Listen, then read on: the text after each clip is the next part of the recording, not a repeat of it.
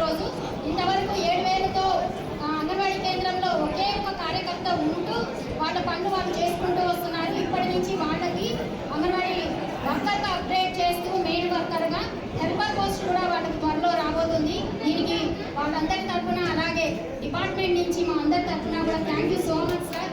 Thank you. ఒకటి నరేంద్ర మోడీ గారు పుట్టినరోజు కావడం, రెండవది మన అంగన్వాడీకి సంబంధించి వాళ్ళకి అప్గ్రేడ్ చేయడం కానీ జీతాలు పెంచడం కానీ చాలా సంతోషించిన విషయం. ఎందుకంటే ఎన్నికల సమయంలో నేను వెళ్తున్నప్పుడు చాలామంది నిరుత్సాహంగా కనపడేవాళ్ళు. ఏమో మా భవిష్యత్తు ఏంటో ఏమవుతుందో ఏమో అందరూ కూడా మా ముఖం చూసి కొంచెం దిగులుగా కనిపించేవాళ్ళు. చాలా ఆనందం.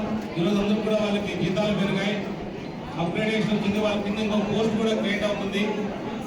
అంటే ఊరికోరు తోడుగా ఉండడానికి ఇది చాలా అవసరం. ఎందుకంటే వాళ్ళు సేవా కార్యక్రమంలో కూడా ముందుంటున్నారు. చాలా మందిగా సేవ చేసి ప్రజలు మొక్కుకునేలాగా వాళ్ళు ముందడుగులు ఉన్నారు. కాబట్టి వాళ్ళకి మన ప్రభుత్వం చంద్రబాబు నాయుడు గారు, పవన్ కళ్యాణ్ గారు, నారా లోకేష్ గారు గుర్తించి వాళ్ళకి అప్గ్రేడ్ చేయడం నిజంగా మా అందరూ కూడా సంతోషం.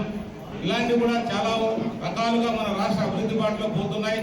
ఎందుకంటే చంద్రబాబు నాయుడు గారికి తెలుసు ఎవరు ఏ రకంగా కష్టపడతారో, వాళ్ళకి ఏ రకంగా మనం జీతాలు పెంచొచ్చో లేదా పర్మనెంట్ రకరకాలు కూడా అన్ని చేయాల్సిన బాధ్యతలు ఉన్నాయి. కాబట్టి ఆ బాధ్యతల్లో భాగంగానే ఈరోజు మన అంగన్వాడీ సంబంధించిన వర్కర్లందరూ కూడా అప్గ్రేడ్ చేయడం చాలా సంతోషం.